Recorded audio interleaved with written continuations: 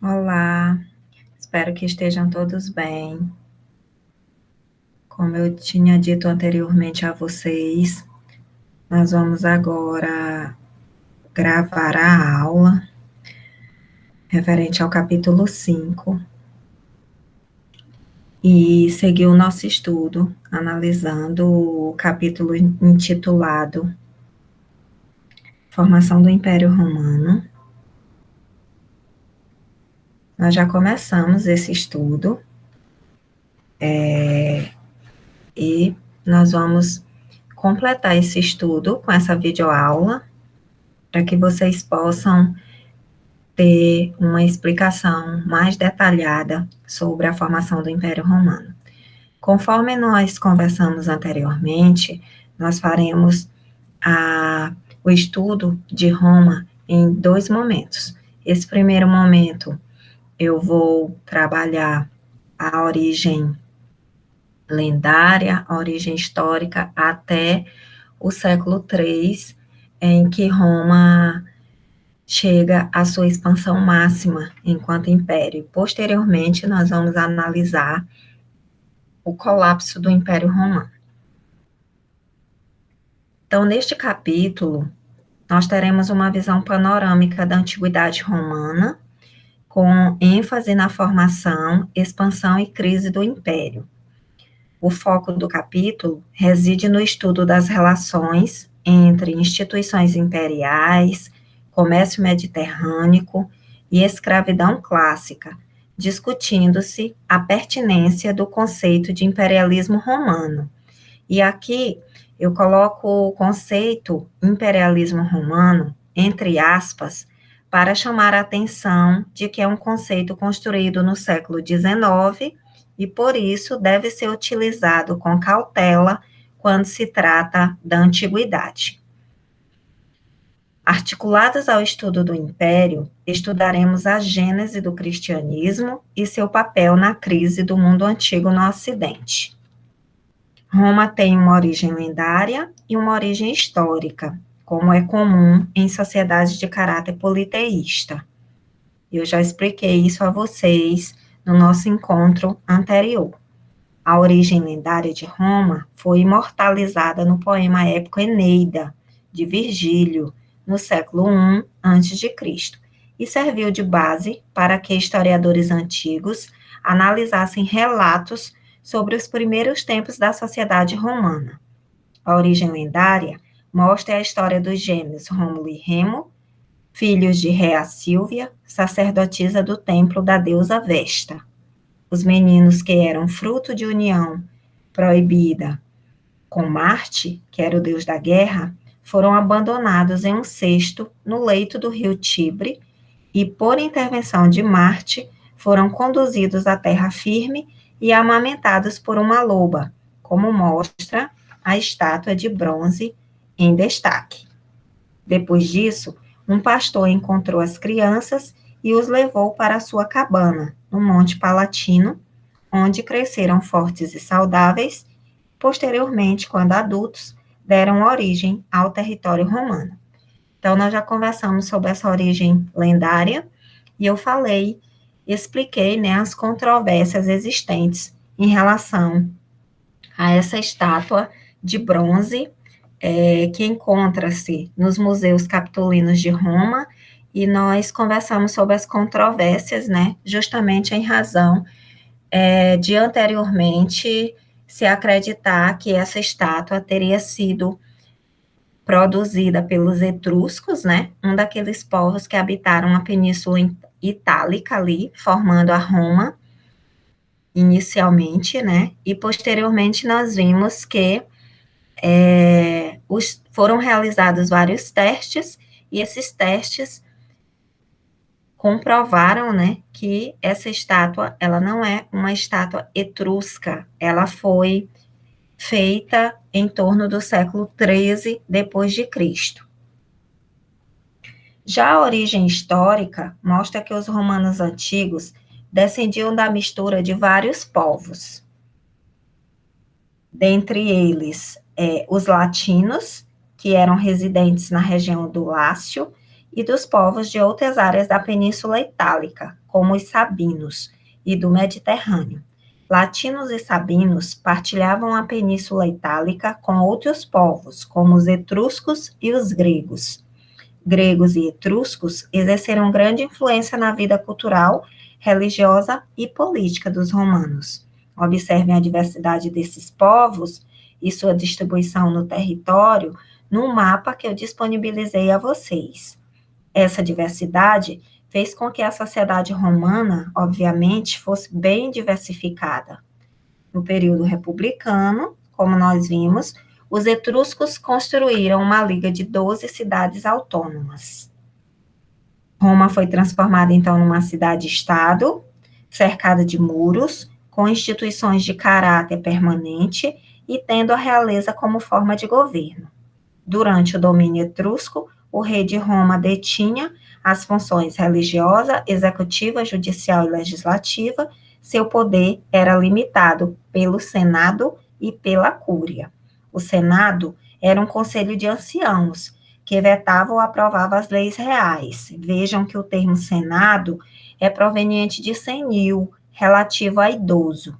A Cúria, que era uma assembleia composta por cidadãos em idade militar, fazia a confirmação das leis aprovadas pelo Senado.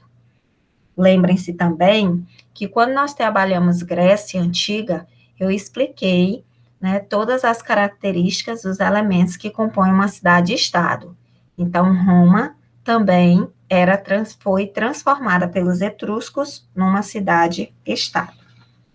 Bom, a sociedade romana, no período monárquico, era formada por 3 segmentos. Os patrícios, que eram os proprietários das terras férteis, dos grandes rebanhos, das minas, e exerciam o poder no Senado, na Cúria e nas magistraturas. Os patrícios ficavam com a maior parte do butim, que é justamente o conjunto de bens materiais e de escravos ou prisioneiros que se toma do inimigo no curso de um ataque, de uma batalha, de uma guerra. Os patrícios prestavam auxílio econômico aos clientes, cedendo uma fração de suas terras para que pudessem cultivá-las. Já os clientes, em sua maioria, eram camponeses, que mantinham uma forte relação de dependência pessoal em relação aos patrícios, apesar de serem homens livres. Eles representavam importante apoio militar e político dos patrícios. Os plebeus eram homens livres, mas não tinham poder político e se dedicavam ao comércio e ao artesanato, dentre outras atividades. Os etruscos valorizavam muito a guerra e legaram aos romanos a ideia de guerra, também representada nas obras de arte. Os escravos eram obtidos por meio da guerra ou por dívidas, sem direito político, e realizavam o trabalho braçal e o trabalho doméstico. E aí vocês lembram que eu já falei, né, que havia na Roma antiga uma separação nítida entre trabalho manual e trabalho intelectual. E é daí que vem todo esse legado em relação ao trabalho manual e ao trabalho intelectual, como se eles tivessem esferas distintas. E nós já conversamos sobre isso. Não existe essa divisão, essa separação do trabalho. Toda forma de trabalho traz em si a parte intelectual e manual, né, coexistente, não existe essa separação. E a ancestralidade era o critério de estratificação social na Roma antiga. Eu também já expliquei o que é uma sociedade estratificada. É uma sociedade organizada em estamentos.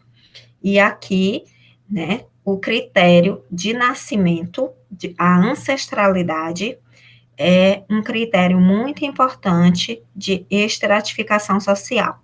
A família definia a organização social, política e econômica. Os cultos aos antepassados eram recorrentes e as famílias se uniam em clãs. grupos de pessoas unidas por parentesco e linhagem e que é definido pela descendência de um ancestral comum. Os clãs eram reunidos em cúrias, associações que formavam a base das assembleias de cidadãos e do exército. Eu já falei das cúrias anteriormente, quando eu disse que as cúrias e o Senado limitavam o poder real. Como vimos na análise do texto complementar, intitulado O Patriarcalismo na Roma Antiga, o pater detinha poder absoluto sobre a mulher, os filhos, os escravos e os bens da família, e podiam até vender os próprios filhos. E lá vocês responderam uma questão, né, que trazia essa análise em relação ao patriarcalismo na Roma Antiga. O nome do clã servia para identificar cada membro. Por exemplo, Quintus Fábios pertencia ao clã Fábia. Cada clã tinha ainda seus túmulos domésticos, cultos particulares e seus clientes. No mês de janeiro, os romanos realizavam as parentálias, que eram festas nos cemitérios para celebrar a memória de seus parentes falecidos. Semelhante, né, ao Dia de Finados, que aqui no Brasil acontece dia 2 de novembro. Os romanos também colocavam epitáfios, que é uma inscrição feita nos monumentos funerários, como lápides e mausoléus. Era uma espécie de breve histórico sobre o morto, informações sobre o seu clã e sua vida. No Brasil, é comum encontrarmos epitáfios nas igrejas católicas, para homenagear pessoas da alta sociedade do período colonial, a exemplo de aqui jaz fulana de tal, mulher virtuosa, esposa e mãe dedicada. Os epitáfios também estão presentes nos túmulos, geralmente construídos de mármores, nos cemitérios. No início da República, Roma anexou vários territórios, fundou colônias e subjugou povos por meio das guerras. A infantaria plebeia era a base militar romana. Lembrem-se que os plebeus eram cidadãos romanos, ricos ou pobres, e desejavam, sobretudo, direitos políticos e o fim da proibição do casamento entre patrícios e plebeus.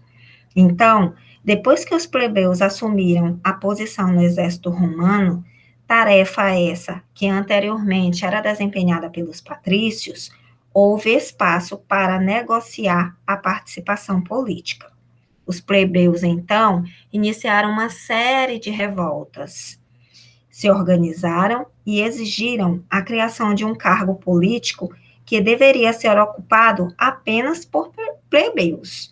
Assim, o Senado, que não teve opção, criou o Tribunato da Plebe. Os tribunos podiam vetar leis contrárias aos interesses da plebe, e os plebeus conseguiram, então, a elaboração da Lei das 12 Tábuas, considerada aí o marco inicial do direito romano, que promoveu a proibição do casamento entre plebeus e patrícios, e aí, então, nós temos a composição da chamada nobreza mista, e também conseguiram a proibição da escravidão por dívida, dentre outros direitos. Então, vocês lembram quando eu expliquei a vocês sobre a nobreza togada? A nobreza togada é a nobreza em que os nobres que compõem aquele grupo social compram títulos, né? Compram seus títulos, a exemplo dos burgueses que formaram a nobreza togada. E a nobreza mista, aqui no contexto da Roma Antiga, diz respeito ao casamento entre plebeus e patrícios.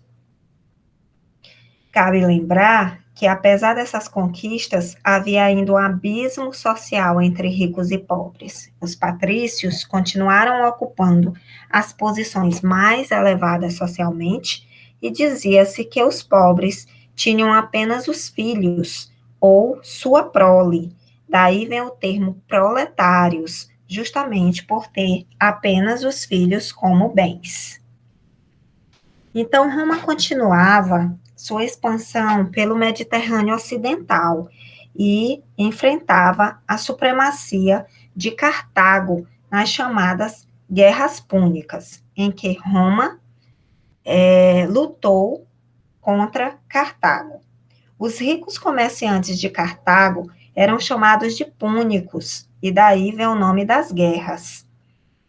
A disputa pelas rotas marítimas, minas de prata e ferro, e as forças das duas potências era equivalente. Então, os púnicos, como eram chamados pelos romanos, lutaram muito contra os romanos pela disputa, né, dessas rotas marítimas, pelas minas de prata e de ferro. Roma possuía um forte exército e Cartago uma excelente frota.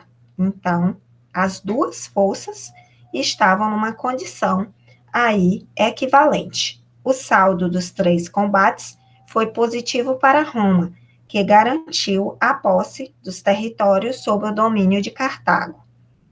Vastos territórios foram confiscados por meio das guerras e, como consequência desse processo de expansão, em finais do século III a.C., as pequenas e médias propriedades dedicadas à agricultura mista, isto é, ao cultivo de cereais e leguminosas e ao pastoreio, deram lugar ao latifúndio e à monocultura. A partir dessa nova estrutura produtiva, os escravos figuram como base da mão de obra na economia romana. É importante lembrar, turma, que a escravidão no Império Romano era fundamentalmente masculina e derivava do cativeiro dos prisioneiros de guerra, como eu já expliquei anteriormente. A condição da cor ainda não era um critério utilizado na escravização aí na Roma antiga. Outras formas de escravização e a escravidão de mulheres eram minoritárias. A condição dos escravos no mundo romano variou bastante, conforme a época e a origem. A pior situação era a dos escravos que trabalhavam nas minas ou remavam a ferro nas galeras. Os escravos gladiadores viviam à beira da morte nas arenas, como nós mostramos anteriormente, quando nós analisamos lá o vídeo sobre a cidade de Pompeia. Já no ambiente urbano, os escravos desfrutavam de alguma autonomia, faziam serviços domésticos, trabalhavam na produção artesanal e no comércio. A alforria, ou manumissão, que significa alforria legal de um escravo, era uma prática comum na esfera urbana, mas o escravo, apesar de liberto, contraía uma dívida moral com o seu antigo dono, e mesmo alforriado não tinha direitos políticos assegurados. O rigor da escravidão provocou muitas alforrias, e na medida em que a expansão territorial se intensificava, os conflitos agrários se intensificavam também. Houve um aumento do empobrecimento da população, e na tentativa de contornar a crise e combater a fome,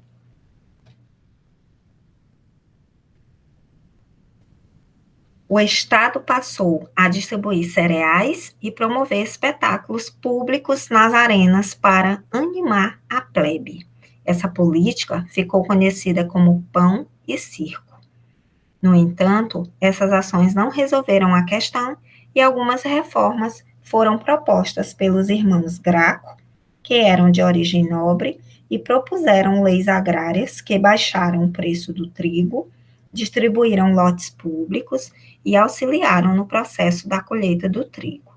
Cabe destacar que as reformas dos irmãos Graco não configuravam nenhuma espécie de radicalismo socialista na República Romana, como sugerem algumas interpretações anacrônicas. Essas leis tinham por objetivo dar também à plebe o direito a lotes de terra no patrimônio público, mas não a invasão ou expropriação das terras dos patrícios. Vejam só, não era uma proposta de caráter socialista. Os irmãos Gracos estavam propondo reformas para conter, né, todos os problemas, para tentar amenizar os problemas provocados aí pela fome, né, pelo não acesso à terra, e então eles não objetivavam fazer, né, aquilo que nós conhecemos como socialismo, até porque essa proposta socialista, ela não pode ser aplicada à Roma antiga, porque ela ainda não existia. A perspectiva de socialismo que nós estamos discutindo, intitulado Socialismo Científico, e pensada aí pelo Karl Marx, só pode ser utilizado a partir do século XIX. E quando nós aplicamos esses conceitos em outro recorte temporal, em que ele ainda não foi originado, nós praticamos o que nós chamamos de anacronismo histórico. Outras medidas feitas pelos irmãos Graco favoreceram, antes de tudo, os grandes mercadores que atuavam no comércio do Mediterrâneo, e não os pobres de Roma. Então, nós não podemos dizer que eles estavam se ocupando de fazerem um radicalismo socialista. Roma continuou, então, a expansão territorial e fez a integração dos proletários no exército. Dessa forma, tornou-se imprescindível recrutar proletários, porque até então o exército era cívico, não era permanente, e o pagamento era o butim de guerra, que eu já expliquei o significado de butim. O butim eram o quê? Eram os bens ou prisioneiros tomados do inimigo durante uma batalha ou uma guerra. Vemos aí a profissionalização e politização do exército. Então, antes o exército não era profissional, e a partir da integração dos proletários, o exército passa a ser profissional. Esse será um dos critérios, né, importantes para o exército romano atingir o status de imbatível. Com isso, Roma reuniu as condições necessárias para a expansão territorial, tornando-se um império. Roma expandiu consideravelmente suas fronteiras e deu-se a origem da fundação do governo imperial com o primeiro triunvirato, como vocês podem ver aí, formado por Júlio César, Pompeu e Crácio, que fizeram a conquista da Gália, da Britânia, da Ásia Menor e do Egito. E o segundo triunvirato foi formado por Otávio, Marco Antônio e Lépido. E esse segundo triunvirato marcou o fim da República Romana. Nesse contexto, houve o desenvolvimento de uma política defensiva, a construção de obras públicas, inclusive nas províncias, empregando muitos cidadãos desempregados. Instituíram ainda a Pax Romana e a hegemonia no Mediterrâneo. Pelo mar, os romanos transportavam com segurança cargas preciosas, conduzidas até as cidades mais distantes por uma rede de estradas. O Mediterrâneo passou a ser chamado pelos romanos de Mare Nostrum, ou Nosso Mar, servindo de ligação entre as mais diferentes regiões do Império. E é nesse período de Pax Romana que o Império deixa, né, de guerrear, deixa de se expandir, e aí esse período trará uma série de problemas, né, de entraves para o Império Romano. Dentre elas, as dificuldades na reposição de mão de obra escrava, porque uma vez que não está mais guerreando, está no período de paz, então não está se subjugando novos povos e, consequentemente, não está se escravizando. Então, no século III, o Império atingiu sua extensão máxima e começaram as dificuldades na reposição de mão de obra escrava, e tornou-se cada vez mais difícil com o fim das guerras de conquista. Na tentativa de amenizar os problemas econômicos, foram promulgados o Edito de Caracalla, que concedeu a cidadania romana a todos os habitantes livres do império, e o Edito Máximo, limitando o preço de produtos e salários. No entanto, a crise da mão de obra escrava abalou profundamente a economia romana. Isso é o que nós veremos no próximo capítulo. Estudaremos o colapso, que levou à descentralização do Império Romano do Ocidente. Aqui é possível verificar o Império Romano em sua extensão máxima, né? Aí chegando a essa extensão máxima do século II, mas no século III é que nós vamos perceber aí as dificuldades na manutenção desse império. Percebam aí vários territórios que nós analisamos anteriormente, né?